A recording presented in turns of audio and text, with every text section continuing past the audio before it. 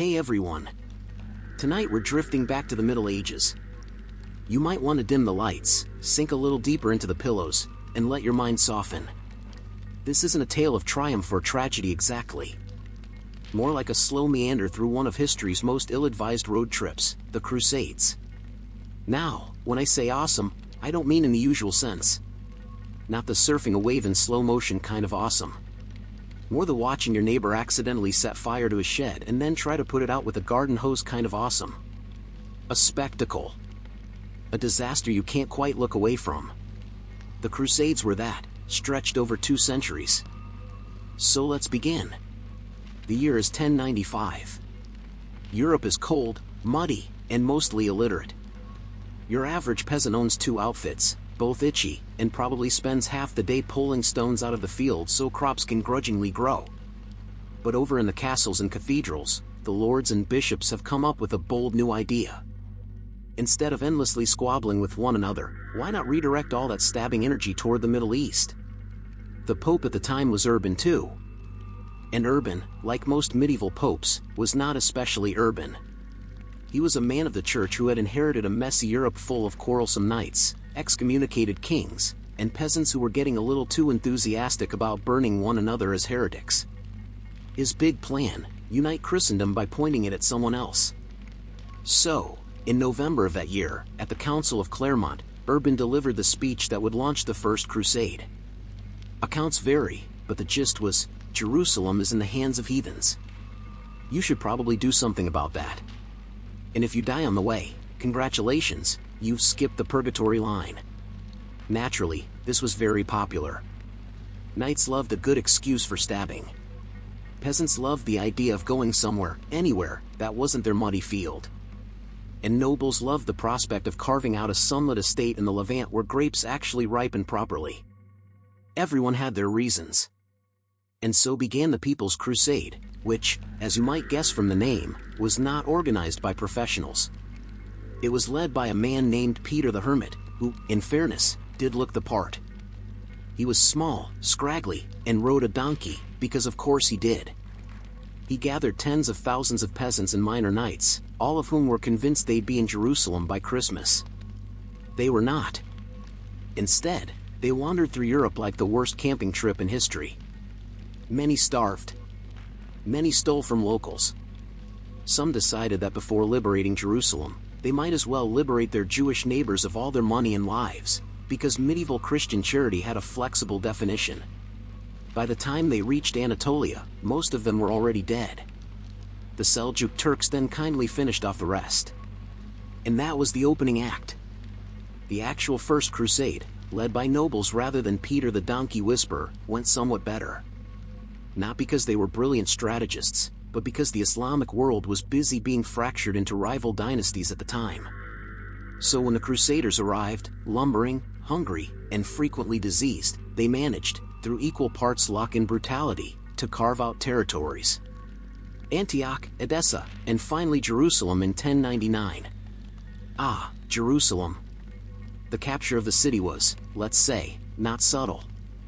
The Crusaders stormed the walls, hacked down the defenders, and then spent days slaughtering pretty much everyone inside.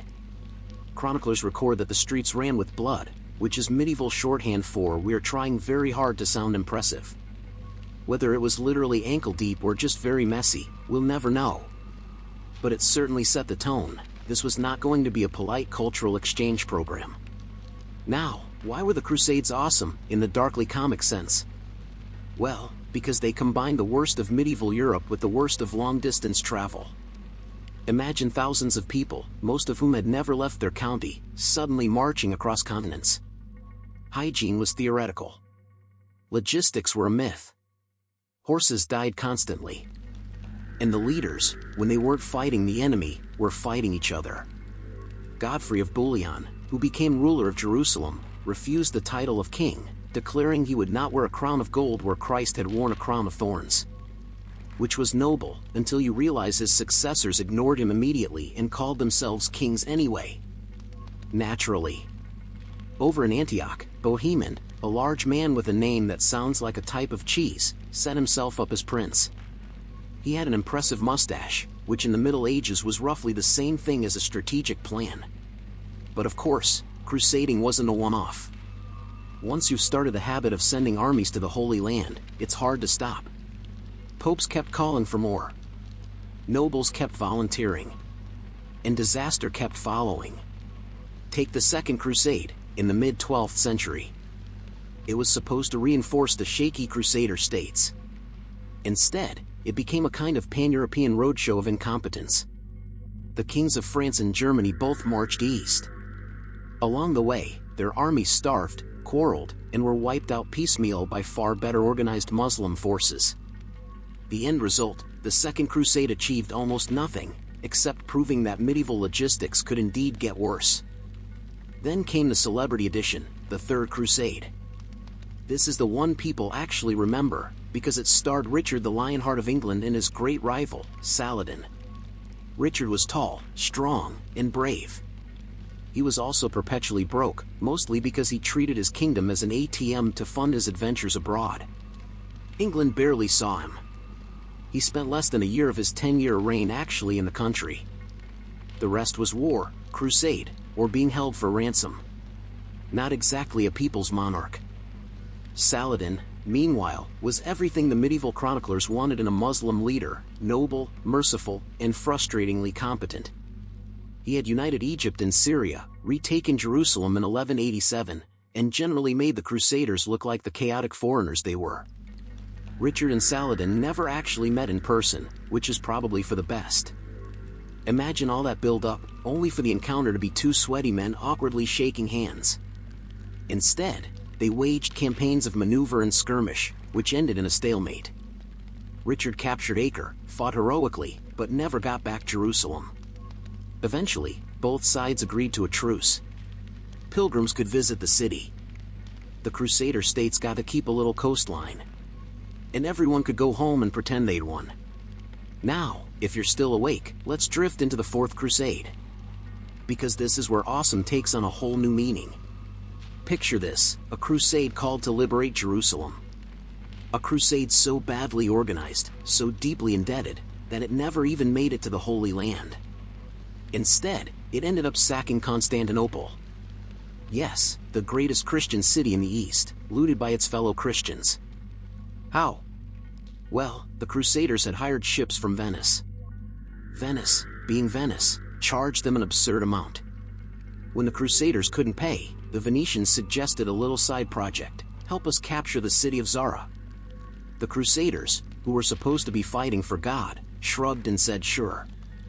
They took Zara, and still couldn't pay. So then, why not overthrow the Byzantine emperor while we're at it? One thing led to another, and in 1204, Constantinople fell to its supposed allies. The loot was immense. Gold, relics, even horses. The famous bronze horses of St. Mark's Basilica in Venice? Yes, those were stolen during the Fourth Crusade. It was the world's worst detour, leaving the Byzantine Empire permanently crippled. And this, really, is the flavor of the Crusades. A mixture of piety and greed. A sense of high ideals constantly sabotaged by low competence. By the later Crusades, enthusiasm had waned. There was a children's crusade, which went about as well as you'd expect from a venture named by 12-year-olds. There were crusades that never left Europe, directed instead at heretics, pagans, or inconvenient political enemies. Eventually, the last Crusader strongholds in the Levant fell in the 13th century. The dream of a permanent Christian kingdom in the Holy Land dissolved into dust. But the legacy lingered. In architecture, in trade, in the simmering tensions between East and West, and in the sheer audacity of the whole enterprise. So were the Crusades awesome? Not in the heroic sense. More in the sense that you look back, shake your head, and marvel at the sheer combination of bad planning, stubbornness, and bloodshed. Because what other era could produce a movement that managed to both capture Jerusalem and accidentally destroy Constantinople? What other era would convince starving peasants to walk thousands of miles with no plan except God will provide? And yet, they went. And they kept going. For 2 centuries. Which is perhaps the most awesome part of all. And with that, let's gently pause here. we've traced the rise and mess of the Crusades, from Peter the Hermit's donkey to the Venetians' opportunistic looting. Next time, we'll drift further into the world of medieval monarchs who made a royal mess of their own families.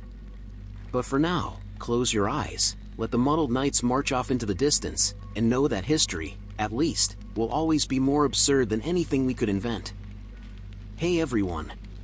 If you're still awake after our little stroll through the Crusades, well done. If you're already half asleep, that's even better. Tonight we'll keep floating forward, and this time we're stepping into the gloomy, candlelit halls of Europe's most famously inbred dynasty, the Habsburgs. Yes, the Habsburgs.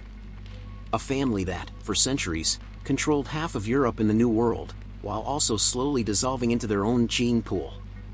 Now, when people hear inbred monarchy, their mind usually jumps straight to the jaw. The Habsburg jaw, that long, protruding, chin-heavy feature that made portraits of them look like they were trying very hard to chew invisible gum. But that was only part of the package. Alongside the jaw came a laundry list of issues: weak constitutions, infertility, seizures, occasional madness, and the kind of pale, watery complexion that made them resemble uncooked pastry. But don't worry, it didn't stop them from running an empire. Let's drift back to the beginning. The Habsburgs started out in Switzerland, of all places. A nice little castle on a hill, near the Aare River, sometime in the 11th century. Nothing too fancy. But through marriage after marriage, they climbed the dynastic ladder until, by the 15th century, they had snagged the crown of the Holy Roman Empire. And then they discovered their true superpower, marrying cousins. See, most dynasties expanded by conquering territory. The Habsburgs preferred to marry into it. One chronicler summed it up neatly with the line, "Let others wage war, you, happy Austria, marry." Which is romantic until you realize the bride and groom usually shared more DNA than two slices of the same loaf of bread. Fast forward to the 16th century, and here comes Charles V, the Habsburg poster child. Emperor of the Holy Roman Empire, King of Spain, Lord of the Americas, and a man whose jaw could have doubled as a bookshelf. Charles was powerful, but also perpetually exhausted. He suffered from gout, epilepsy, and what can only be described as too much empire syndrome. Imagine trying to run Spain, Germany, Austria, the Netherlands, and half of the Americas at the same time, with only medieval couriers and your cousin's cousin as your advisors. Charles spent most of his life shuttling between crises. Eventually, he gave up. Literally. He abdicated everything in 1556 and retired to a monastery in Spain, where he lived out his last years eating too much and staging elaborate funerals for himself. He had his coffin brought into his bedroom so he could practice lying in it. That was Charles, the most powerful man in Europe, and also the guy rehearsing his own death. Charles split his lands between two branches of the family: the Spanish Habsburgs and the Austrian Habsburgs. Both branches would give us some of history's most unfortunate royals. Let's drift over to Spain first. Here we meet Philip II, Charles's son. Philip was devout, serious, and deeply unfun at parties. He spent hours every day poring over paperwork, believing himself the manager of Christendom. And yet, he also believed it was a good idea to marry 4 times, 2 of his wives being close relatives. Naturally. Philip is best remembered for sending the Spanish Armada against England in 1588. This was supposed to be his great triumph, a Catholic fleet to crush Elizabeth I and restore the faith. Instead, the Armada was wrecked by storms, poor planning, and English fire ships. Spain remained Catholic, England remained Protestant, and Philip remained sulking in his palace, endlessly signing more paperwork. He also built El Escorial, a massive palace monastery complex outside Madrid, which looked like a cross between a prison and a filing cabinet. Perfect for Philip, really. Now, Philip's descendants carried the genetic torch forward. Each generation seemed to marry another cousin, until the family tree looked less like a branching oak and more like a tightly wound pretzel. By the 17th century, we arrive at perhaps the most famous Habsburg mutation, Charles II of Spain. Known to history as the Bewitched. Which tells you everything, really. Charles was born in 1661, after generations of inbreeding. He had the jaw, of course, but also severe developmental issues. He didn't walk until he was 8. He didn't speak until he was 4. He had only one functioning testicle, and it didn't work very well.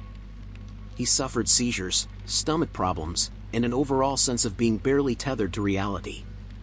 His court doctors described him as weak in body and spirit. His courtiers, less delicately, said he was a half-wit. He had been married twice, both times to his cousins, and never produced a child. Which was not entirely his fault, but definitely sealed the Spanish Habsburgs' fate.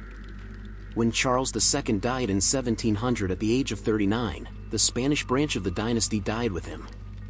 He left no heir, just a war over his throne that would drag Europe into the War of Spanish Succession. His autopsy revealed a body riddled with disease, and a brain full of water. A tragic end, though also, frankly, inevitable. Meanwhile, the Austrian Habsburgs were having their own fun. Let's pause on Rudolph II, Holy Roman Emperor from 1576 to 1612. Rudolph lived in Prague, where he collected oddities. He adored alchemy, astrology, and art. He gathered magicians, charlatans, and painters at his court, turning it into a kind of mystical hobby club. But Rudolph was also depressive, paranoid, and unable to govern. He spent weeks locked in his chambers, tinkering with mechanical toys, while the empire unraveled outside. Eventually, his own family staged what can only be described as a quiet coup, shuffling him aside while still keeping him technically emperor. He died alone, surrounded by a collection of stuffed animals and failed alchemical recipes. The Habsburgs did, occasionally, stumble into competent rulers. Maria Theresa, for example. She ruled Austria in the 18th century, defended it from Prussian invasions, and gave birth to 16 children, including Marie Antoinette, she of let them eat cake fame. But even Maria Theresa couldn't escape the dynasty's habits. She married her children off to cousins and princes across Europe, dutifully spreading the family traits into every royal line. Which brings us to one of her descendants, Franz Joseph I, Emperor of Austria from 1848 to 1916.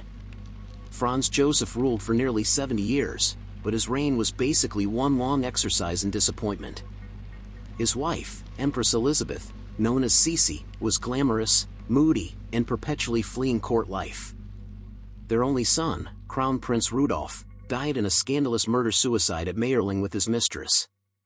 His brother Maximilian was installed as Emperor of Mexico, only to be executed by firing squad. His empire was a patchwork of unhappy nationalities that would eventually collapse in World War I. Franz Joseph himself lived into his 80s, stiff, conservative, and perpetually disapproving, while Europe modernized around him. And of course, the Habsburg story closes with Archduke Franz Ferdinand. Yes, the one who was assassinated in Sarajevo in 1914, triggering World War I. Franz Ferdinand wasn't especially beloved. He was stubborn, opinionated, and insisted on marrying for love, to Sophie Chotek, who was noble but not noble enough by Habsburg standards. They lived a semi-exiled life at court, tolerated but not embraced. And then, in June 1914, their carriage took the wrong turn in Sarajevo. Gavrilo Princip stepped forward with a pistol.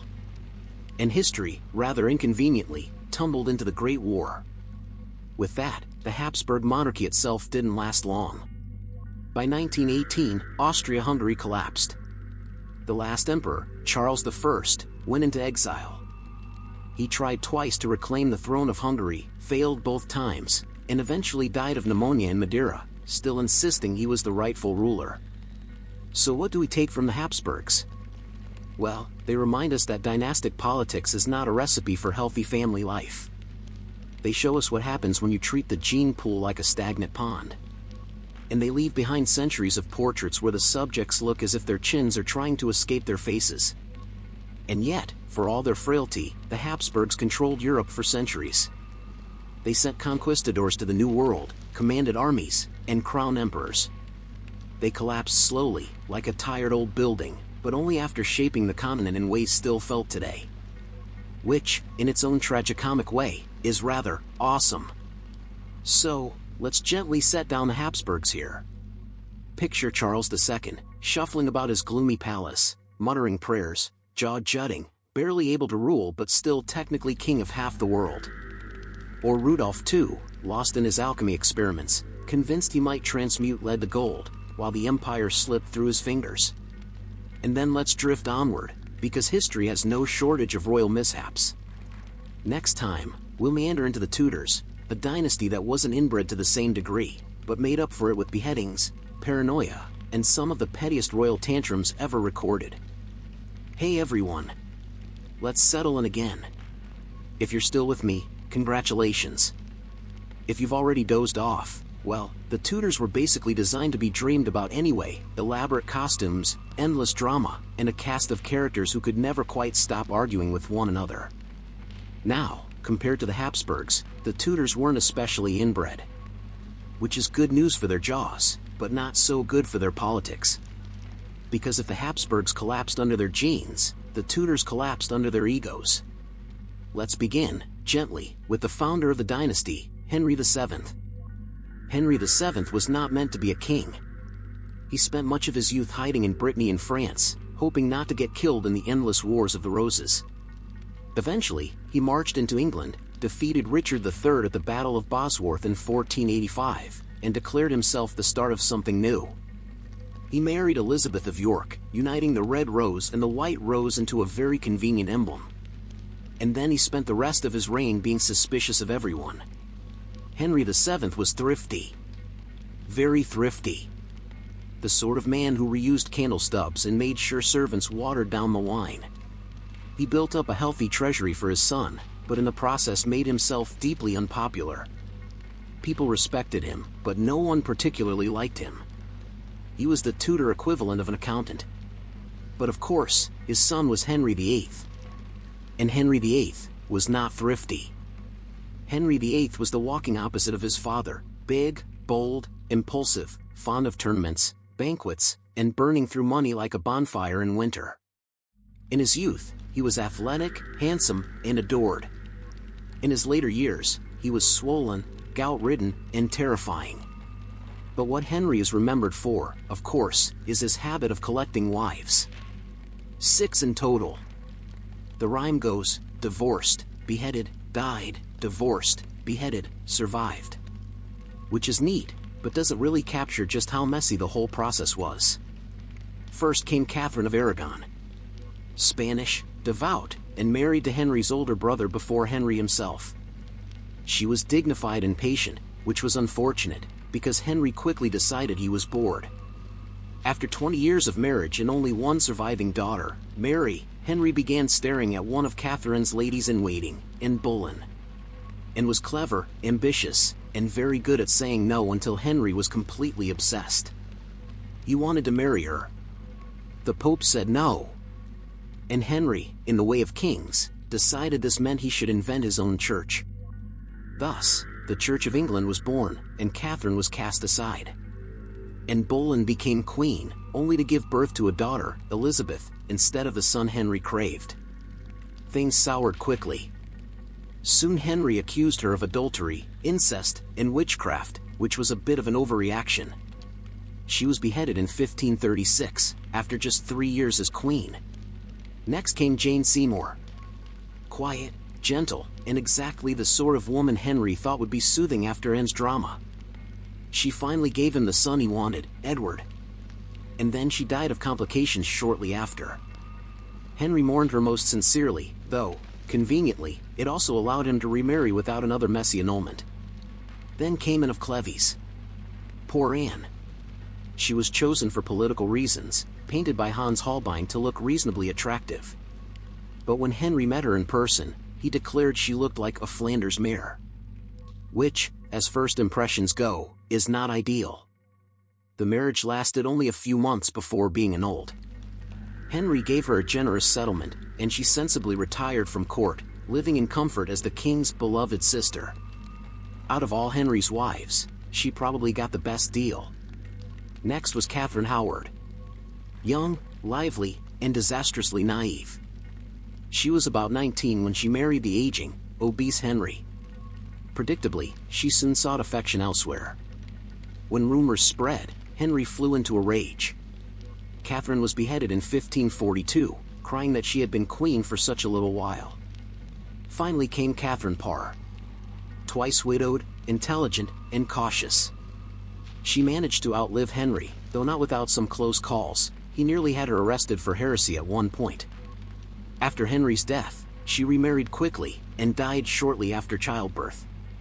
And that was Henry: 6 wives, 1 surviving son, 2 daughters, and an England permanently altered by his whims. Now, Henry's only son was Edward VI. Poor Edward. He became king at the age of 9 and reigned for 6 years. He was pale, frail, and deeply Protestant. His protectors and regents pushed reforms, while Edward himself coughed and withered away. He died at 15, leaving behind no heirs in a disputed succession. Edward tried to disinherit his Catholic half-sister Mary, naming Lady Jane Grey as his successor. Jane, a quiet, bookish teenager, suddenly found herself queen for 9 days. Then Mary marched in, declared herself rightful monarch, and had Jane executed. Not the smoothest handover in history.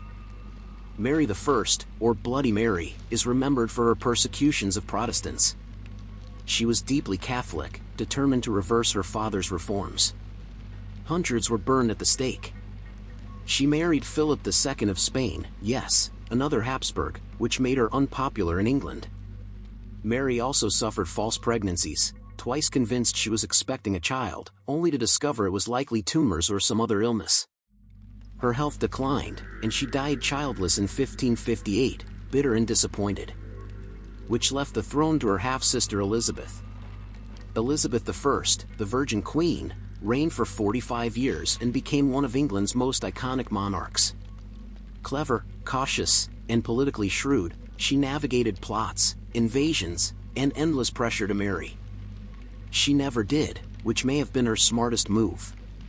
Elizabeth cultivated her image carefully. Portraits always showed her as radiant and eternal, even when in reality she was aging, suffering from tooth decay, and slathered in white lead makeup that probably wasn't doing her health any favors.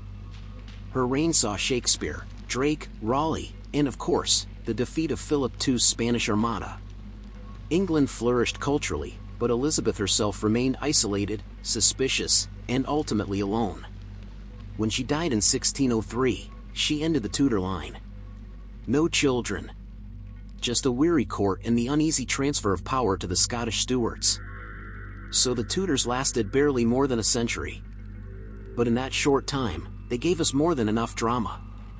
Suspicious accountants, wife-collecting tyrants, fragile boys, vengeful sisters, and a queen who refused to share her throne or her bed.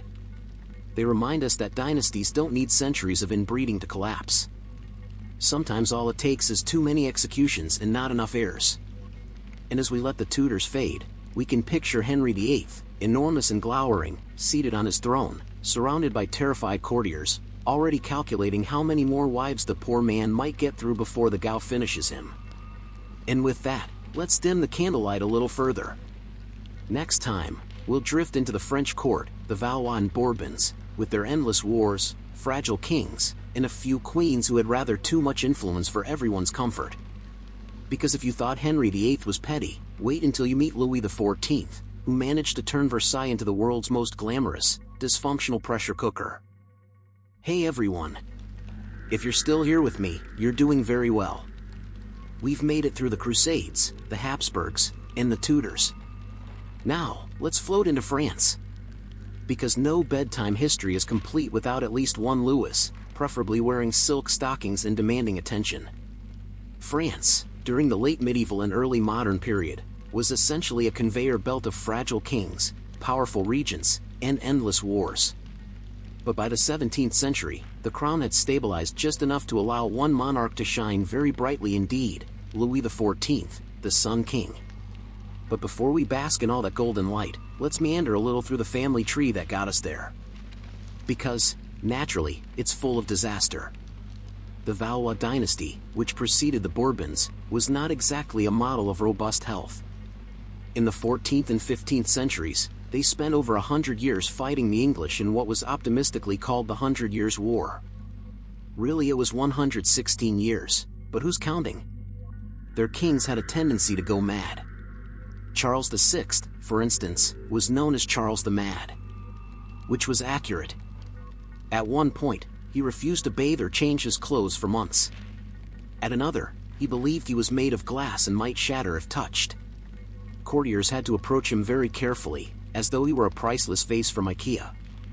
The Valois line sputtered out in 1589, leaving the throne to the Bourbons. Enter Henry IV, a pragmatic man who famously converted to Catholicism with the phrase, "Paris is well worth a mass," which was his way of saying, "I'd rather be king than argue about theology." Fair enough. Henry IV was stabbed to death in 1610 by a religious fanatic, a reminder that French kings were never short of enemies. His son, Louis XIII, then took the throne. Louis XIII was pale, sickly, and never very comfortable in his own skin. He relied heavily on his minister, Cardinal Richelieu, who wore red robes and wielded power with the subtlety of a sledgehammer. Louis XIII fathered a son fairly late in life, and that son would become Louis XIV. Louis XIV came to the throne in 1643, at the age of 4. Which meant, of course, that his mother, Anne of Austria, acted as regent, and Cardinal Mazarin pulled the strings.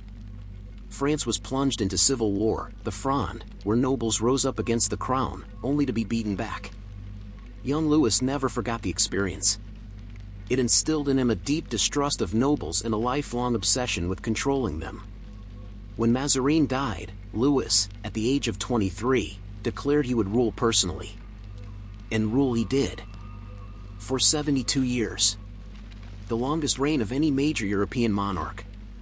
He styled himself the Sun King, center of the political solar system. Courtiers revolved around him, basking in his light, or, more realistically, waiting hours in drafty antechambers hoping for the privilege of holding his shirt while he dressed. Versailles became his stage. Now, Versailles had started as a modest hunting lodge. Louis transformed it into a palace so immense, so gilded, so over the top, that it practically screamed insecurity. Hall after hall of mirrors, marble, fountains, and endless gardens that required a small army of gardeners to maintain. It was beautiful. It was also extremely impractical. The fountains, for example, could not all run at once. Gardeners had to sprint ahead of Louis's walks, turning on water features just in time, then shutting them off again as he passed. The palace lacked proper sanitation. Courtiers relieved themselves in corners or behind curtains. The air reeked of perfumes and unwashed bodies. Versailles may look glamorous in paintings, but in reality, it was a gilded compost heap. And yet, Louis loved it. By forcing nobles to live there, he kept them busy with ceremonies and gossip, leaving him free to rule. They competed for the honor of handing him his gloves, or holding the royal chamber pot, because yes, even that was a privilege. Louis himself was both impressive and deeply flawed. He worked tirelessly, meeting with ministers daily, reading documents into the night. He also waged endless wars that drained France's treasury and lives. He revoked the Edict of Nantes, which had granted tolerance to Protestants, driving many skilled workers into exile. But his image endured, a radiant monarch in a long curly wig, silk stockings, and heels, because he was only about 5 feet 4 inches and needed a little boost. Portraits show him as eternally youthful, even when gout, dental problems, and age had left him swollen and limping. Louis fathered numerous legitimate and illegitimate children, scattering Bourbon bloodlines across Europe. His heirs would inherit not only his throne but also his debts. After Louis XIV came his great-grandson, Louis XV. Known as Louis the Beloved at the start, and Louis the Not-So-Beloved by the end. Louis XV reigned for 59 years, from 1715 to 1774. He was charming, intelligent, and fond of hunting. He was also indecisive and easily distracted by mistresses. His court was dominated by figures like Madame de Pompadour, who influenced politics and patronized the arts. But Louis XV's reign was marked by decline. Wars went badly, colonies were lost, and finances worsened. By the time he died of smallpox, France was drifting toward crisis. Then came Louis XVI, poor man. He wasn't a monster. He wasn't brilliant either. He was a shy, awkward figure who loved locksmithing more than ruling. He married Marie Antoinette, an Austrian archduchess who quickly became the lightning rod for French anger. Marie Antoinette was young, fond of fashion, and utterly out of touch with France's economic woes. The infamous line "let them eat cake" was probably never said by her, but it captured the spirit of her reputation. As the 1780s wore on, debt piled up, bread prices soared, and revolution brewed. The royal couple blundered their way through it. Louis vacillated, Marie schemed, and together they managed to alienate just about everyone. When the revolution finally erupted in 1789, Versailles was stormed, the monarchy dragged back to Paris, and the long unwinding of French absolutism began. Louis XVI was executed by guillotine in January 1793. Marie Antoinette followed in October. Their son, Louis XVII, died in prison at the age of 10. The Bourbon monarchy had been chopped, quite literally, into pieces. Of course, France couldn't resist restoring the monarchy later. Napoleon's rise and fall saw Louis XVIII, brother of the executed king, placed on the throne, wobbling uneasily as France tried to pretend 25 years of revolution and empire had been a bad dream. Charles X followed, then was toppled, then Louis Philippe, and so on. The French monarchy never quite recovered its old glory. But Louis XIV remained the golden memory. Versailles stayed as a symbol, dazzling, absurd, and faintly ridiculous. So what do we learn from the French royal parade? That grandeur doesn't always mask weakness. That a king can call himself the sun, but still limp with gout and lose wars. That Versailles could shine with mirrors and marble, while smelling faintly of sewage. And that dynasties built on glitter often crumble when the bills come due. As you drift deeper into sleep, picture Louis XIV at his morning lever, courtiers crowded into his chamber, whispering, bowing, desperate for a scrap of royal attention. The Sun King, basking in ritual, holding together a fragile kingdom with wigs, etiquette, and the sheer weight of performance. And then let it fade, because we'll move next into another set of royal mishaps. This time, across the channel, to the Stuarts of Britain, a dynasty with civil wars, decapitated kings, and more paranoia than a Shakespearean tragedy. Hey everyone! If you're still awake, or halfway there, tonight we'll wander into the lists. Not shopping lists, not guest lists, but the tournament lists. The dusty fields where knights in armor pointed long sticks at each other, called it sport, and occasionally lost half their teeth. Yes, we're talking about jousting. That great medieval pastime which was equal parts spectacle, blood sport, and aristocratic networking event. Now, the thing about jousting is that it wasn't really meant to make sense. You had heavily armed nobles, who could barely walk in their armor, charging at each other on enormous horses, at speeds that would shatter most people's knees. All in the name of honor, entertainment, and the hope of impressing whichever lady happened to be watching from the stands. In the early Middle Ages, tournaments were much less organized. They were more like massive brawls. Dozens, even hundreds, of knights would clash in a chaotic melee, swinging swords and clubs, trying not to get trampled by horses or stabbed by accident, or on purpose. This wasn't just for fun. It was training for war. Because medieval knights were, at the end of the day, soldiers. Practicing with blunted weapons in a field was slightly safer than practicing in an actual battle. Slightly. Over time, though, tournaments became more regulated. By the 12th and 13th centuries, they were being codified, with rules about conduct, equipment, and scoring. The joust, the one-on-one charge with lances, emerged as the most glamorous event. The appeal was obvious. Two men, facing each other. Spears leveled. Horses thundering. The crowd holding its breath. And then, impact. Splintering wood. Perhaps a knight tumbling dramatically into the dust. Applause. Trumpets. Hopefully no one skewered. Of course, people did get skewered. Quite a lot, in fact. Medieval medicine was not particularly effective against head trauma or punctured lungs. Helmets helped, but not as much as one might hope. The phrase "he died honorably" in the lists appears with suspicious frequency in medieval chronicles. Armor evolved with the sport. Early jousters wore standard battlefield gear. But as jousts became more ritualized, specialized tournament armor developed. Heavy breastplates, reinforced helms with tiny slits for vision, and elaborate crests on top. Some helmets had so little visibility that you wonder how they even found their horse, let alone their opponent. Then there were the lances. Tournament lances were often designed to break on impact, which looked dramatic and, theoretically, reduced the risk of serious injury. In practice, broken wood could still fly into someone's face, which is less than ideal. Scoring was based on where you hit. A solid strike to the shield earned points. A strike to the helmet earned more. Knocking your opponent off his horse was the jackpot.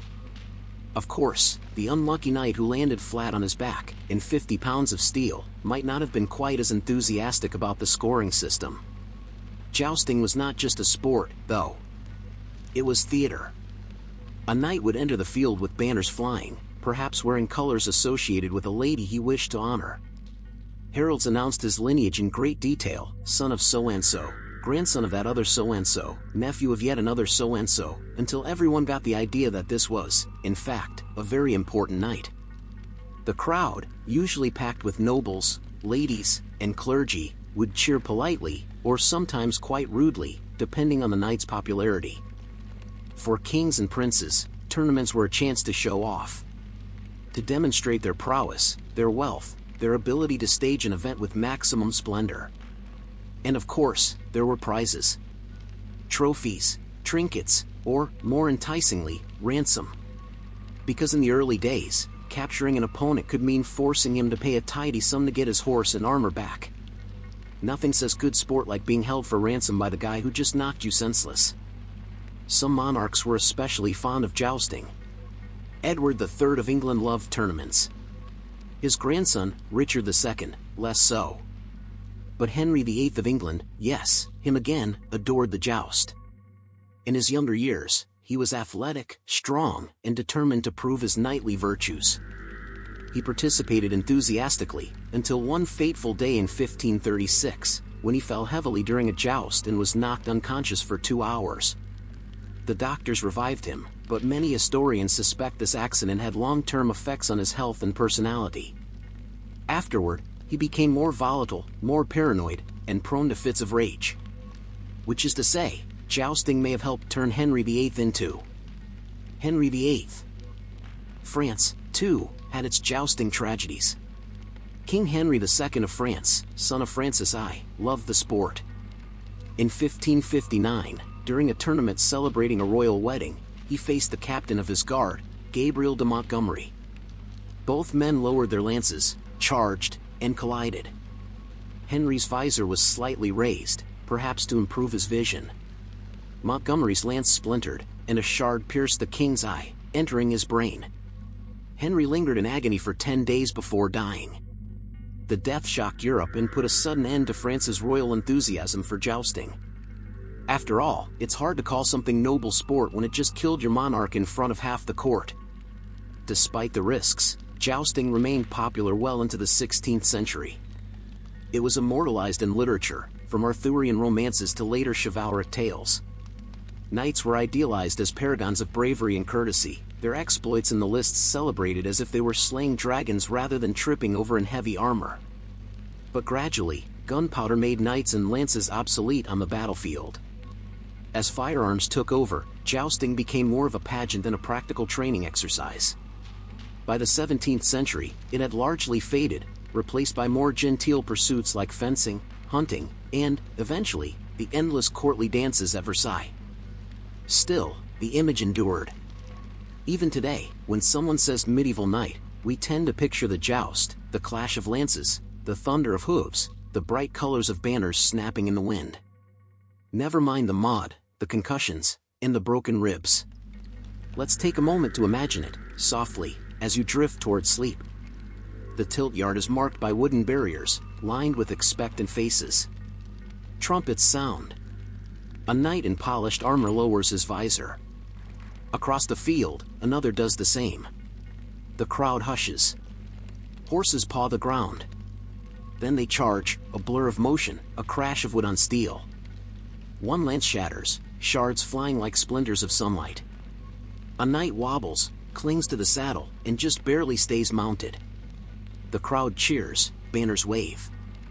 For a moment, everyone believes in chivalry, in courage, in the romance of the Middle Ages. Even if, behind the scenes, someone is already limping toward the barber surgeon for a makeshift bandage and a strong drink. So, jousting. Equal parts training, blood sport, spectacle, and fashion show. A way for kings to shine, knights to prove themselves, and occasionally for monarchs to get concussed into questionable life choices. It was messy. It was dangerous. It was impractical. But it was glorious, in its way. And with that, we'll let the lances fall, the horses rest, and drift onward to our next historical meander. Maybe we'll circle back to the Stuarts, or maybe somewhere stranger still, because history has no shortage of royal fiascos to lull us deeper into the night. Hey everyone! If your eyes are already heavy, this part may help. We're leaving the clang of jousting lances behind, and stepping into the quieter, though no less disastrous, drawing rooms and battlefields of the Stuart dynasty. The Stuarts were complicated. They ruled both Scotland and England, not always gracefully, and somehow managed to stumble into nearly every possible political pitfall of the 17th century. If you enjoy watching royals self-destruct, gently, from a safe distance, this is your era. We begin with James VI of Scotland, who became James I of England in 1603. This was thanks to Elizabeth I dying without children. James was her nearest Protestant relative, so the crown slipped across the border. James was clever, curious, and deeply fond of writing treatises. He churned out essays on theology, witchcraft, and even how to smoke tobacco properly. He also had an unfortunate habit of drooling, a tendency toward paranoia, and what can only be described as a suspicious fondness for handsome young male courtiers. Still, he managed. His reign is remembered for commissioning the King James Bible, a translation so influential it still shapes English prose today. Which is impressive, considering James himself was often mocked for his thick Scottish accent. His enemies nicknamed him the wisest fool in Christendom, which feels a little harsh, but not entirely inaccurate. When James died in 1625, the crown passed to his son Charles I. Charles was small, dignified, and possessed of the sort of stubbornness that makes you lose arguments even when you're technically correct. He believed firmly in the divine right of kings, the idea that God had personally hired him to rule, and Parliament should stay out of it. Parliament disagreed. This led to the slow-motion car crash known as the English Civil War. On one side, Charles and his royalists, with their plumed hats and flowing hair. On the other, Parliament, led by men like Oliver Cromwell, who had rather fewer feathers in their caps. At first, Charles did reasonably well. He raised armies, won some battles. But his arrogance kept alienating allies. He was inflexible, suspicious, and not nearly as good a military commander as he believed. By 1646, the war had turned against him. He was captured, shuffled between various prisons, and still refused to compromise. Eventually, Parliament lost patience. In January 1649, Charles I was put on trial for treason against his own people. Which was awkward, since kings weren't supposed to be tried by anyone. The outcome was inevitable. He was sentenced to death. On a cold morning, Charles walked to the scaffold outside Whitehall. He wore 2 shirts so that he wouldn't shiver in the cold. He didn't want the crowd to mistake it for fear. He spoke calmly, forgave his executioner, and laid his head on the block. The axe fell. England had executed its king. What followed was a republic. Or, more accurately, a military dictatorship under Oliver Cromwell. He banned Christmas celebrations, frowned upon dancing, and generally tried to make England as joyless as possible. His regime was efficient but deeply unpopular. When Cromwell died in 1658, his son Richard briefly inherited power, but lacked the will, or talent, to hold it. By 1660, England decided it missed monarchy after all, and Charles II, son of the executed king, was invited back. Charles II was called the Merry Monarch, which tells you how people felt about living under Cromwell. He was witty, charming, and fond of pleasure. He surrounded himself with mistresses, sired dozens of illegitimate children, and restored theaters, music, and fashion to London. But beneath the merriment, there were troubles. The plague returned in 1665, killing tens of thousands. The Great Fire of London followed in 1666, burning much of the city to ash. Foreign wars strained the treasury. Parliament remained fractious. Charles himself, however, managed to glide through it all with remarkable nonchalance. He never produced a legitimate heir, which would become a problem later. But his reign at least restored some stability after decades of chaos. When Charles II died in 1685, his brother James took over as James II. Here's where things fell apart again. James II was Catholic. England, officially Protestant, was not thrilled. His attempts to promote religious tolerance were viewed, perhaps unfairly, as attempts to impose Catholicism. Tensions rose. Parliament plotted. In 1688, James's Protestant daughter Mary and her Dutch husband William of Orange were invited to invade. James, lacking support, fled. It was called the Glorious Revolution, which was a polite way of saying, we kicked out the Catholic king and replaced him with his Protestant relatives. William and Mary ruled jointly until Mary's death. William continued alone until 1702, when the crown passed to Mary's sister, Anne, and was the last Stuart monarch. She was plagued by ill health, obesity, and personal tragedy. 17 pregnancies ended in miscarriages, stillbirths, or the early deaths of her children. None survived to adulthood.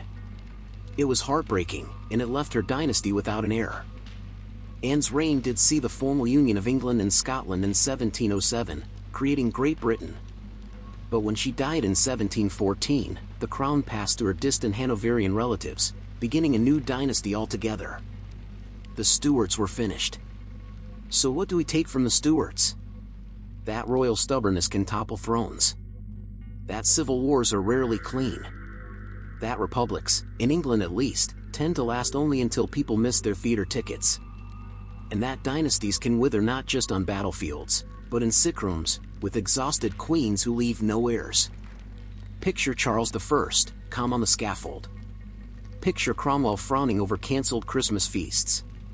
Picture Charles II, lounging with a mistress, while London smolders in the distance. The Stuarts were messy, fragile, and doomed. But they were never dull. And now, as we dim the candlelight, we'll drift next toward another gentle tangle of royal misfortune, maybe the cursed marriages of Europe's dynasties, or perhaps the rise of Russia's tragic tsars. But for now, let the Stuarts fade, their wigs powdered, their arguments with Parliament unresolved, as you sink a little deeper into the quiet. Hey everyone! If you're still drifting with me, let's set aside battles and civil wars for now. Tonight we're stepping into the quieter, but often far stranger, world of royal marriages. Because if there's one thing that medieval and early modern monarchs were very bad at, it was marrying well. They almost never chose for love. They chose for politics, for treaties, for alliances.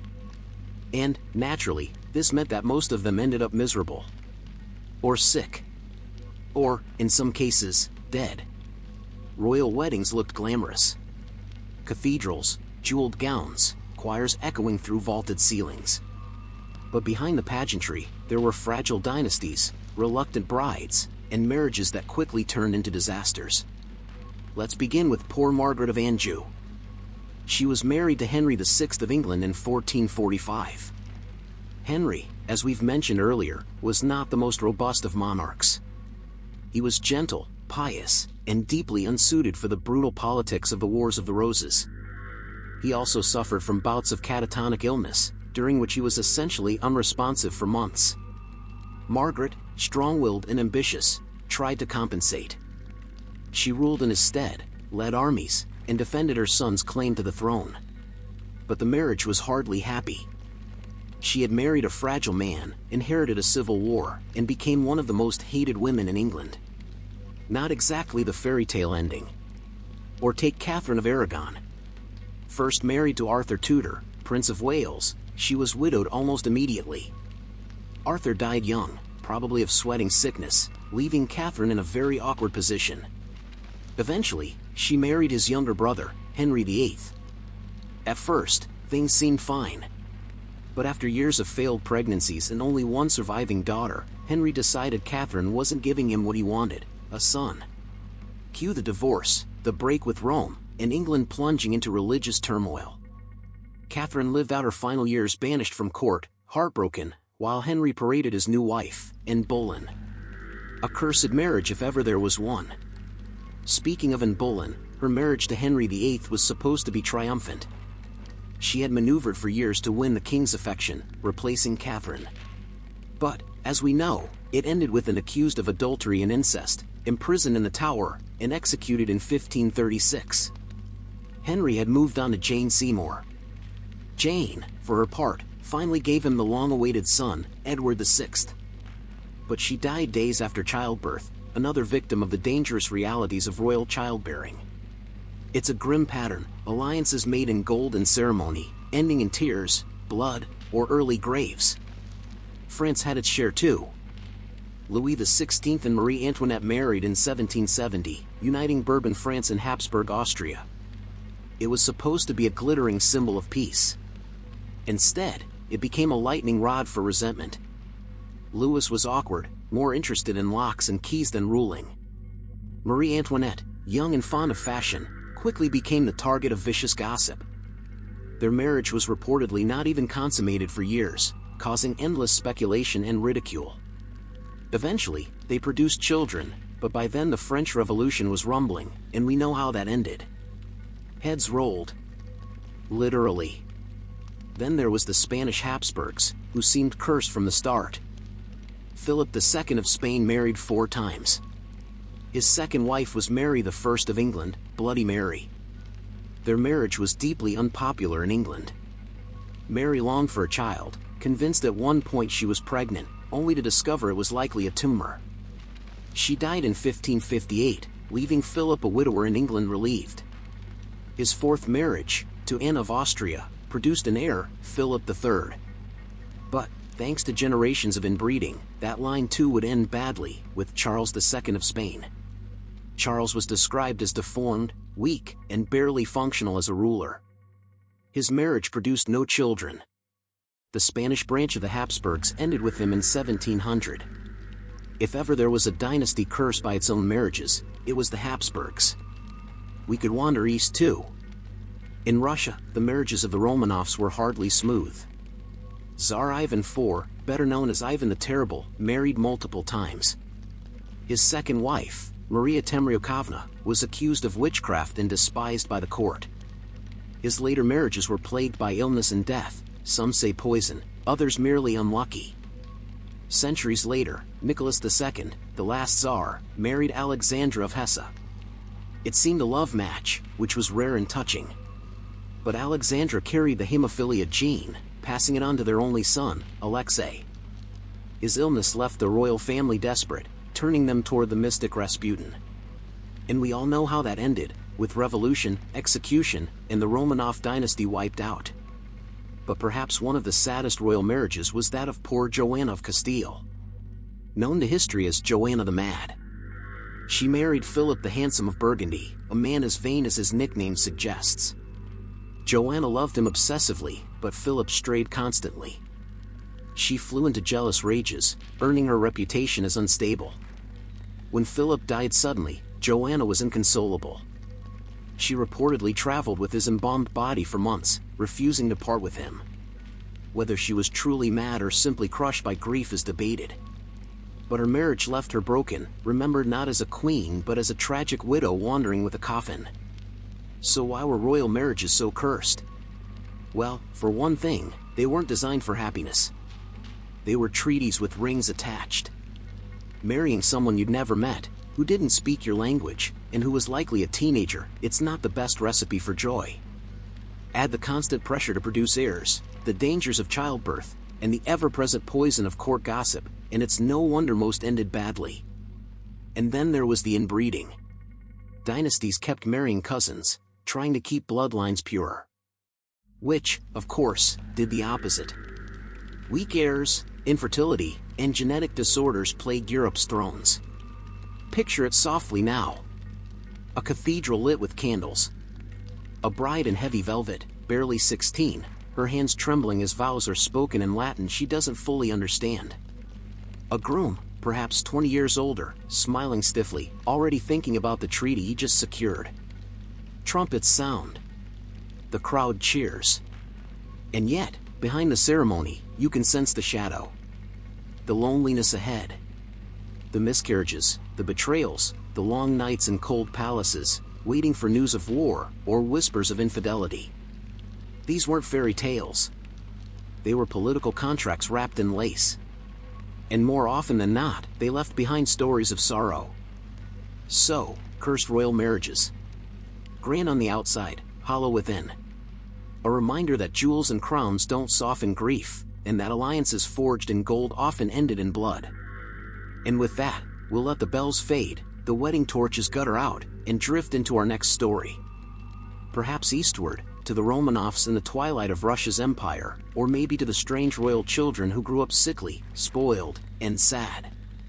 For now, let the vows fade into silence, as you slip deeper into rest. So, we've wandered through the shimmering pageantry of the joust, the gleaming armor, the splintering lances, the heroic knights who were, more often than not, just trying not to vomit inside their helmets. Let's drift further into the details, because the medieval tournament was not a single, tidy sport. It was a sprawling mess of entertainment, economics, and occasionally, faintly absurd politics. When we think of the joust today, we imagine two knights galloping toward one another with lances aimed neatly at the shield, in some chivalric dance of honor.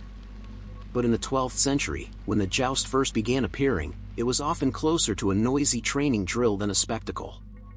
Knights used it to practice the finer points of charging, balance, aim, and the difficult art of not tumbling face first into the mud. These early jousts were not the centerpiece of a tournament. They were just the warm-up act, before the main event, the melee. And the melee was chaos. Imagine a giant field filled with knights, all on horseback, all armed, all charging in a kind of glorified brawl. The goal was to capture opponents for ransom, which meant tournaments were as much about financial opportunity as martial practice. Knights sometimes formed teams, charging into clusters of enemies with the same enthusiasm you might see in a modern rugby match, only with significantly higher chances of concussion. The joust, by comparison, was a small side game, though it gradually gained its own following. By the 13th century, jousting had begun to peel away from the melee, finding its place as a more refined, regulated sport. Lances were tipped with blunt coronals, rather than sharp steel points. Armor was designed specifically for the tilt yard, thicker and more unwieldy than battlefield plate. The aim was less to kill and more to knock one's opponent cleanly out of the saddle. And if that sounds dangerous, it absolutely was. Even with all the rules and padding, the human body was never especially compatible with being struck at full gallop by a wooden pole. One of the most famous casualties was King Henry II of France, in 1559. He was an enthusiastic jouster, despite being in his 40s and arguably past the age when one should be galloping into large wooden objects. During a tournament, his opponent's lance splintered, a shard drove through Henry's visor, and lodged in his skull. He lingered in agony for days before dying, which put something of a damper on the whole chivalric glory aspect. The irony was not lost on his subjects. This was a king who had spent years waging real wars, only to be undone by his weekend hobby. But jousts weren't just about skill or danger. They were social theater. Knights and nobles weren't merely competing, they were performing. The armor was polished until it gleamed like mirrors, banners and heraldry fluttered everywhere, and knights rode into the lists beneath pavilions painted in their family colors. Ladies of the court bestowed favors, ribbons, veils, little scraps of fabric tied to a knight's arm, because apparently risking a broken neck was more meaningful if you also had a woman's handkerchief fluttering next to your elbow. And then there was the spectacle of the tilt itself. By the 15th century, the joust was so ritualized that tournaments had raised wooden barriers, called tilts, running down the middle of the lists. These were designed to keep horses from colliding, which was, naturally, a recurring problem. Without the barrier, knights would occasionally ride too close, causing an explosive tangle of horses, men, and very expensive armor. The tilt solved that, forcing them to pass neatly to each other's right side, lances angled toward the shield. Safer, in theory. Though safer in medieval sports still meant significantly hazardous to your long-term survival. The scoring of a joust also became standardized. Breaking a lance cleanly against your opponent's shield? That earned you points. Shattering it on his helmet? Even better. knocking him off the horse? That was the pinnacle.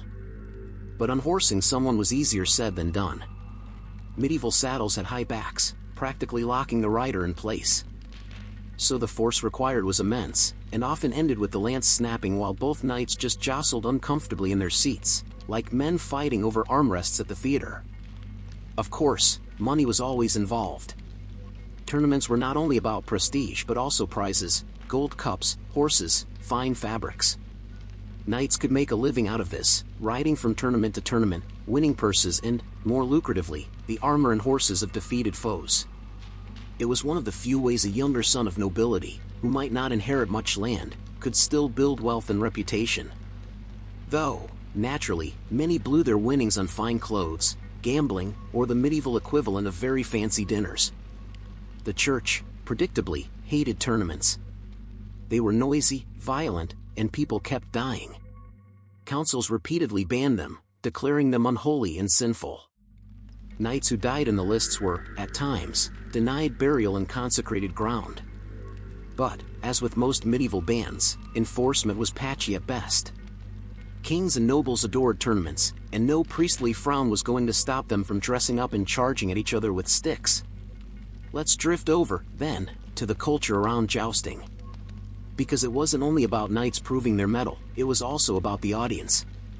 Royal courts used tournaments to display magnificence. Hosting a grand joust was a chance to show off wealth, power, and hospitality. Visitors feasted, musicians played, and elaborate pageantry unfolded. Sometimes the justs even had themes, knights dressed as mythical figures, or entire sets were built to resemble castles, forests, or fantastical scenes. Imagine trying to joust while wearing armor styled to look like a Roman centurion. It was equal parts entertainment and bizarre historical cosplay. Over time, jousting became less about practice for war and more about chivalric display. By the 16th century, heavy lances and reinforced armor had made it almost impossible for the joust to resemble anything useful in battle. It was now a sport, a ritual, and an increasingly dangerous one, given the sheer force involved. Nobles clung to it because it embodied the romantic idea of knighthood, even as gunpowder and infantry made such ideas hopelessly outdated. And yet, the joust lingered. Long after knights were obsolete on the battlefield, they continued to gallop down tilt yards, smashing wood into wood, beneath the approving gaze of their kings and queens. A medieval spectacle, preserved and exaggerated, until eventually it faded into quaint tradition. But before it faded, it gave Europe centuries of spectacle, absurdity, and the occasional royal fatality.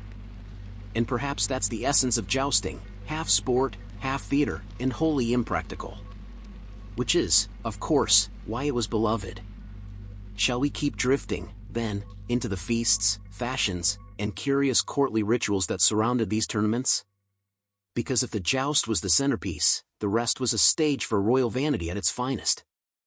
So far, we've been circling around the lists themselves, the thunder of hooves, the splintering of lances, the spectacular falls. But jousting was never just about the joust. It was also about everything orbiting it. The feasts, the fashion, the subtle political theater where everyone pretended this was all about knightly honor, while quietly jockeying for influence, marriages, and very expensive gifts. Picture it this way. The tournament was a medieval festival, a multi-day carnival. The justs were only the highlight reels. The rest was an endless round of feasting, music, dancing, hunting, and, of course, gossip. Because if you put a few dozen noble families in the same castle for several days, and then add wine, well, let's just say court intrigue writes itself.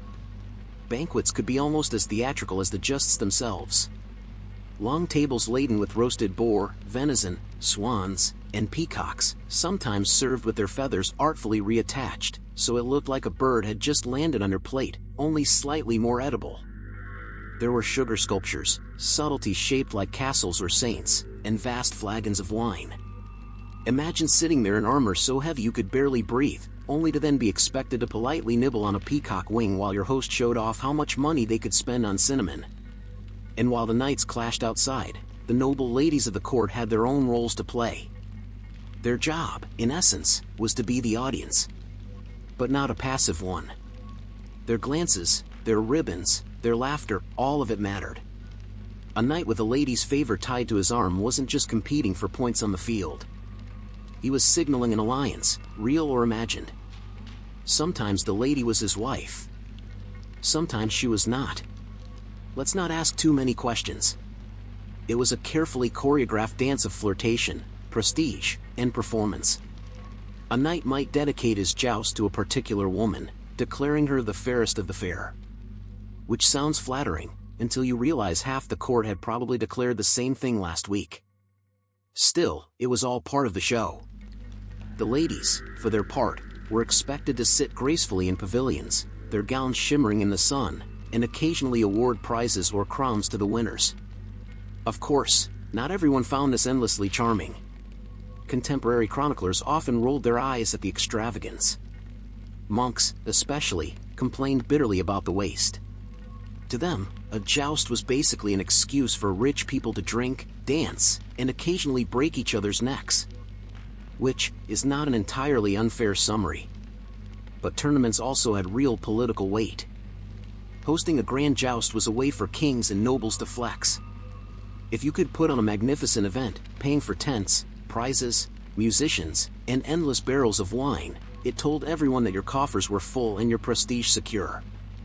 Foreign ambassadors were often invited, making tournaments a stage for soft diplomacy. A knight's victory could reflect glory not just on himself but on his entire family, even his kingdom. This is why justs grew more theatrical over time. In some courts, knights didn't just ride out in their coats of arms, they appeared in costumes. Entirely impractical costumes, naturally. You might see a knight dressed as Alexander the Great, or as a character from Arthurian romance, or even as a literal wild man covered in ivy. There were mock castles erected on the lists, where knights pretended to besiege each other. Sometimes the entire event was themed, like a medieval masquerade. Imagine trying to tilt with a 40-pound lion's head helmet welded to your visor. The practicalities mattered less than the pageantry. And then there were the prizes. The winners of justs weren't just given symbolic crowns of laurel, they often received horses, armor, jewels, or gold cups. Sometimes a noble lady would present a prize of her choosing, adding a layer of intrigue. Did she choose the winner because he earned it, or because she liked him? The court whispered either way. Yet, despite the glamour, the dangers never went away. Helmets might crumple like tin cans. Lances, even blunted, could punch through visors. Horses stumbled and rolled. Chroniclers noted frequent concussions, broken limbs, and occasionally deaths. And yet the knights came back again and again, because to not participate was worse. A knight who refused to joust risked whispers of cowardice, no matter how sensible his decision. It's worth remembering that jousting was not just a game of brute force. There was skill involved, timing the lance, angling it to strike squarely, keeping balance while your horse thundered beneath you. Many knights trained for years.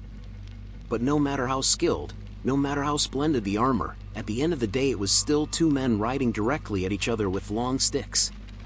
Accidents were inevitable. And so, while the joust was celebrated as the pinnacle of knightly chivalry, it also stood as a slightly absurd contradiction. The very knights who swore oaths of loyalty, who claimed to defend the weak and uphold justice, spent much of their time smashing each other to pieces for sport, in front of a cheering audience, for the sake of ribbons, prizes, and courtly flirtations. But perhaps that's what makes it so enduring in our imagination. The joust was never just about fighting. It was about performance, identity, and spectacle. A theater of steel and wood, where nobles could act out the myths of chivalry while conveniently forgetting that gunpowder had already made them militarily irrelevant. And as the candles guttered low in the feasting halls, and the banners fluttered in the night air, the knights must have felt it too, that sense of living out a story larger than themselves, even if it ended with a bruised shoulder and a nosebleed. Now, let's drift gently away from the tilt, past the banners and the splintered lances, into the quieter world beyond. Because tournaments were only one part of the grand performance of medieval courts. Next, we'll wander into the daily lives of nobles, where the oddities, eccentricities, and absurd rituals of the elite might actually be stranger than the joust itself. Hey everyone, tonight we're drifting a little further back in time. Past the medieval tilt yards, past the glitter of plate armor, and into the soft haze of ancient Greece. Somewhere in the shadow of Mount Parnassus, in a place where the air smelled of laurel leaves and faintly of volcanic gases, there sat a woman on a tripod. She was the Pythia, the Delphic oracle. A priestess who, for nearly 1,000 years, was the closest thing the ancient Greeks had to a hotline for divine advice. It's a little odd, when you think about it. You have warlords and kings, generals and statesmen, philosophers and tyrants, and then you have a woman perched on a bronze tripod, muttering cryptic phrases while possibly half asphyxiated by fumes.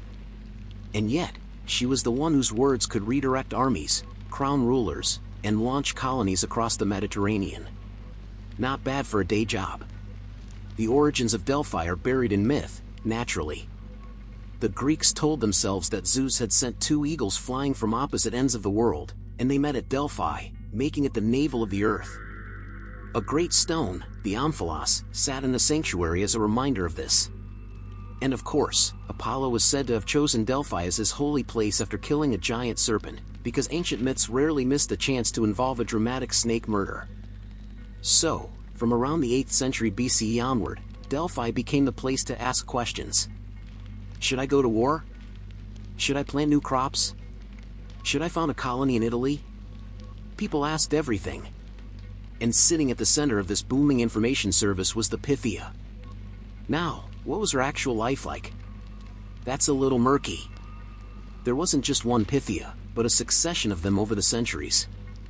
At first, there may have only been one priestess, available on certain sacred days. Later, as demand skyrocketed, there were 2, even 3, because apparently the line for divine prophecy got too long. Imagine being the ancient Greek equivalent of a very overbooked therapist. The Pythia herself was usually a woman past middle age, chosen from the local population. Why older women? The official answer was purity. They were thought less likely to be distracted by family obligations. The less official answer is probably that the job was exhausting, and nobody wanted to deal with the side effects at 20. On the day of prophecy, the Pythia went through a ritual of purification. She would bathe in the Castalian spring, chew laurel leaves, and sometimes drink from the sacred Cassotis spring. She would then enter the Adyton, the innermost chamber of the Temple of Apollo. There, she sat on her tripod over a fissure in the rock. Gases rose from below, possibly ethylene or some volcanic emission, which may well have had a very real effect on her mental state. Accounts describe her going into a trance, her voice strange, her words often garbled. Priests stood nearby to translate these mutterings into hexameter verse, which is a polite way of saying they polished up the divine message before handing it over. The results were delightfully vague. The Pythia was famous for never giving a straight answer. She might tell you that if you crossed a river, a great empire would fall, but leave out whether it would be yours. Croesus, king of Lydia, learned that lesson the hard way. He asked if he should attack Persia. The oracle told him that if he did, a great empire would fall. He thought she meant Persia. It was, in fact, his own. Oops. But despite, or perhaps because of, this ambiguity, the oracle's prestige grew. People loved the sense that Apollo was speaking directly through her, even if the message required generous interpretation. For centuries, Greek city-states sent embassies, bearing gifts and sacrifices, to consult the Pythia. The sanctuary grew rich.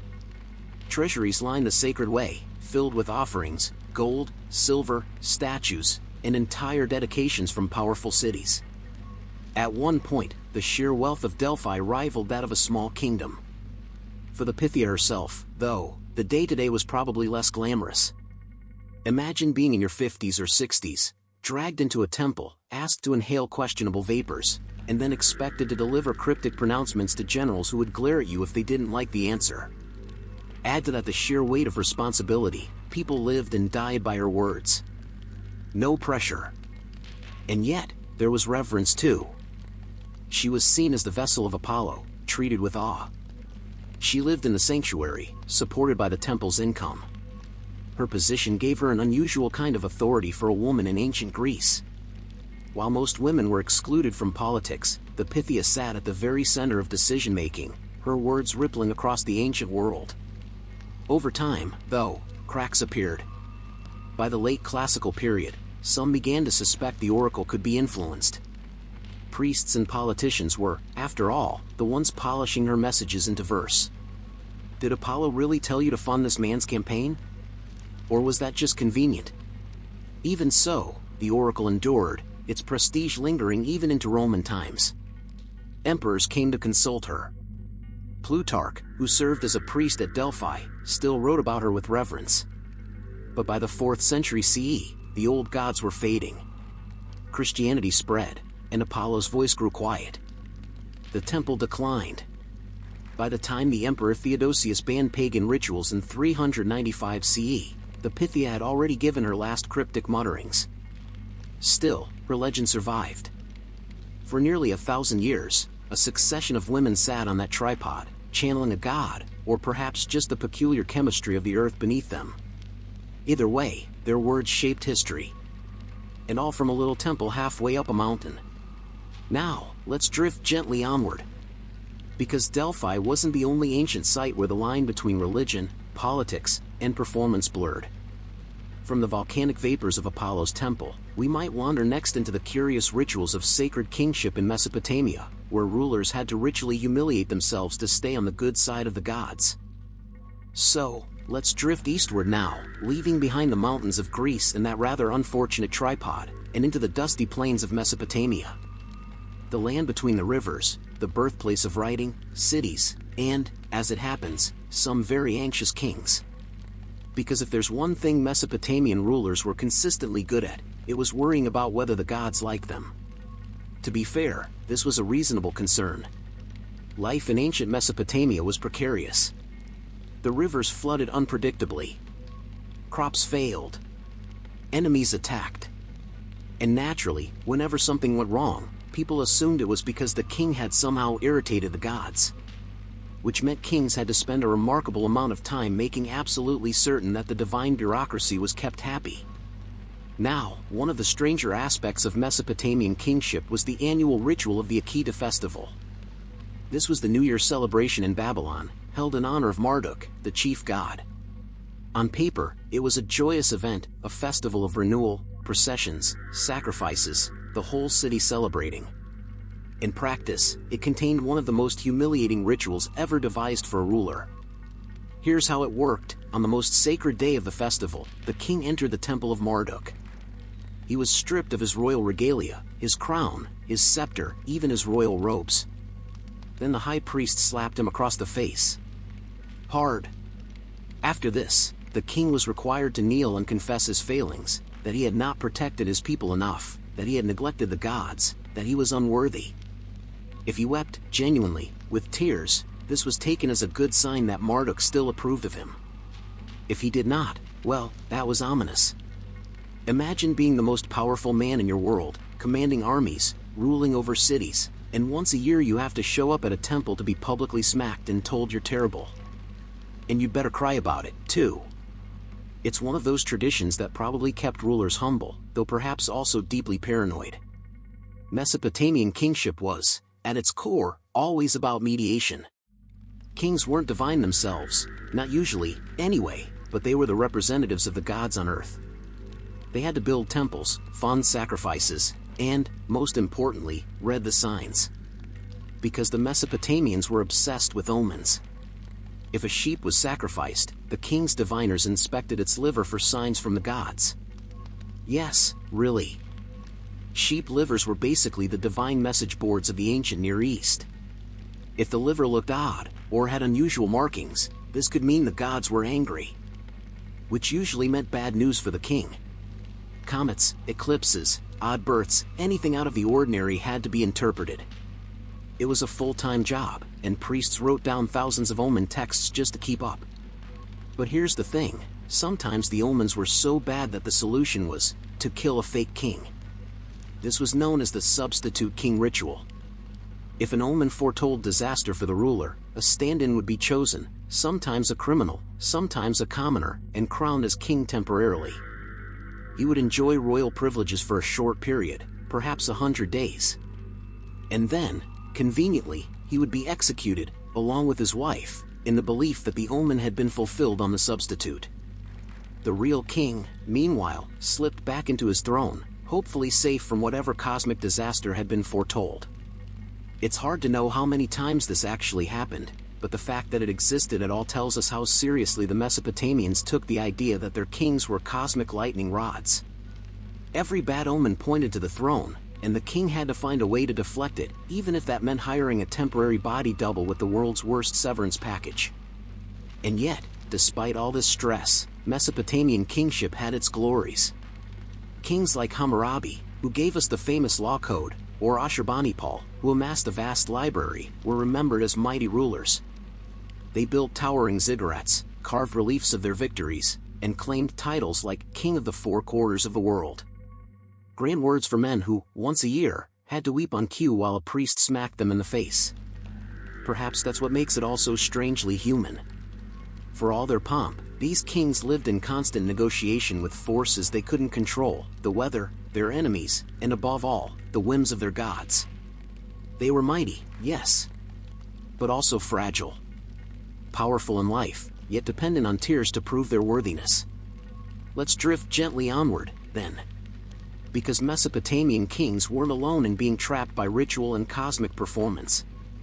If we step forward in time, and westward again, we might find ourselves in the courts of the Roman emperors, men who claimed divinity outright, and whose personal oddities could shape an entire empire. So, let's drift westward now. Away from the dusty rituals of Mesopotamia, with its crying kings and unlucky substitutes, and into Rome, the empire of marble, aqueducts, and emperors who often behaved like they were auditioning for a particularly strange play. The Roman emperor was not just a ruler. He was, in theory, the embodiment of Rome itself. His face was stamped on coins, his name recited in prayers, his will carried out across 3 continents. Which is, of course, far too much power for any one human to handle gracefully. Unsurprisingly, many emperors cracked under the weight, or used it as an excuse to indulge every eccentric whim that passed through their heavily laurel-crowned heads. Take Caligula, for instance. His reign lasted only 4 years, but he crammed in enough odd behavior to keep historians entertained for centuries. Ancient writers tell us that he tried to appoint his horse, Incitatus, as a consul. Now, whether that actually happened or was just a rumor is up for debate. But even if he didn't, he certainly pampered the horse with a marble stable, ivory manger, and attendants dressed in purple. Because when you're emperor, why not? Then there's Nero, famous for supposedly fiddling while Rome burned, though fiddles didn't actually exist at the time. What he did do was blame the Great Fire of 64 CE on the Christians, which didn't end well for them.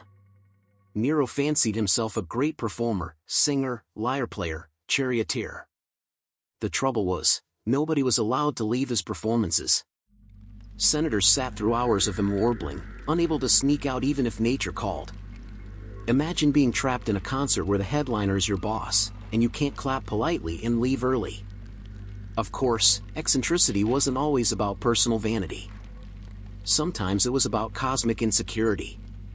Domitian, for example, was obsessed with being feared and respected. He insisted on being addressed as Dominus et Deus, Lord and God. Which is a nice way of telling everyone you're not compensating for anything at all. He also had a fondness for catching flies and stabbing them with a stylus, which suggests he was either extremely bored or slightly unhinged. Probably both. And then we have Commodus, who decided that being emperor wasn't exciting enough on its own. He styled himself as the reincarnation of Hercules, dressed in lion skins, and strutted around Rome carrying a club.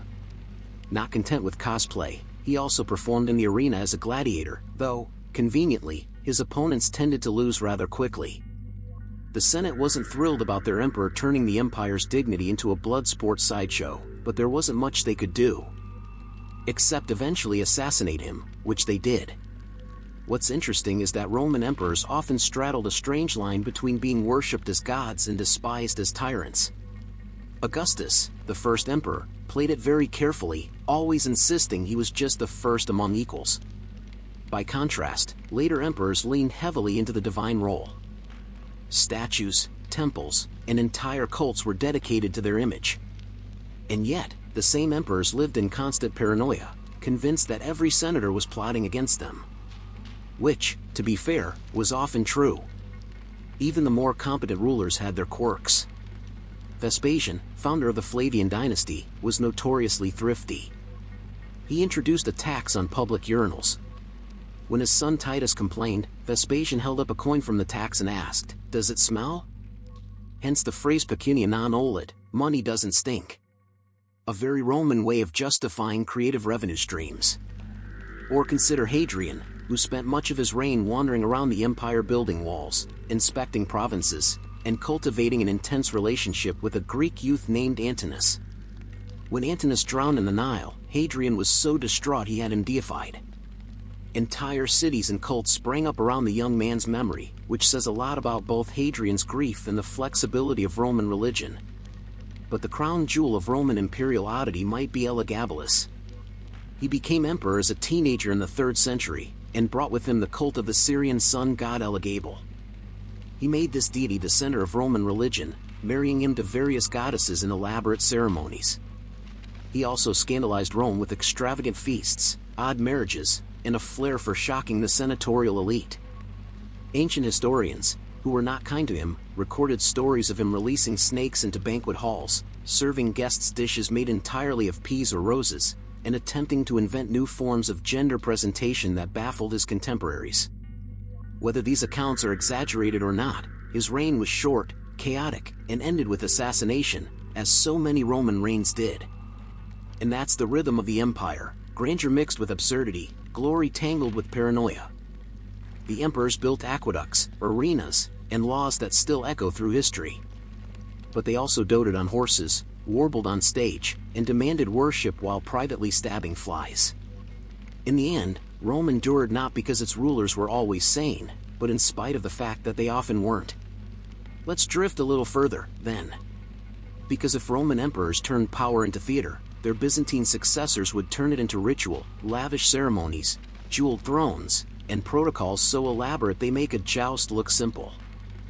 So now we wander eastward. Rome didn't so much fall as it politely moved house, shifting its center of gravity to Constantinople. And what emerged there was Byzantium, a place where emperors weren't just rulers. They were living icons, carefully staged like glittering props in an endless, slow-motion theater. If the Roman emperors had been prone to eccentricity, the Byzantine emperors wrapped theirs in silk, incense, and ritual. Everything in Constantinople was about appearance. The empire's capital shimmered with mosaics, domes, and palaces designed to remind everyone, citizen, ambassador, or visiting barbarian, that this was no ordinary monarch. This was the earthly stand-in for God's order. Or at least that's what they'd like you to believe. Byzantine court life was so drenched in ceremony that simply seeing the emperor became an event. The throne room of the great palace was fitted with mechanical devices. Lions carved of gold would open their mouths and roar, thanks to hidden pipes and bellows. Birds, also gilded, sang sweetly from branches. The throne itself could rise into the air, hoisting the emperor heavenward as though he were levitating by divine will. Ambassadors would enter, bowing, and then find themselves startled by roaring lions, chirping birds, and a ruler who suddenly floated upwards like an awkward stage magician. It sounds ridiculous to us. And, to be honest, it probably was a bit ridiculous even then. But it worked. Diplomats went home reporting not just military strength, but magical, God-touched majesty. Byzantium survived for centuries less on brute force and more on dazzling theater. Of course, the emperors themselves were often less dazzling in person. Many were cautious administrators, or suspicious schemers, or just unlucky figureheads caught in the eternal whirlpool of palace intrigue. But surrounded by the machinery of ritual, they became something greater, half real, half symbol.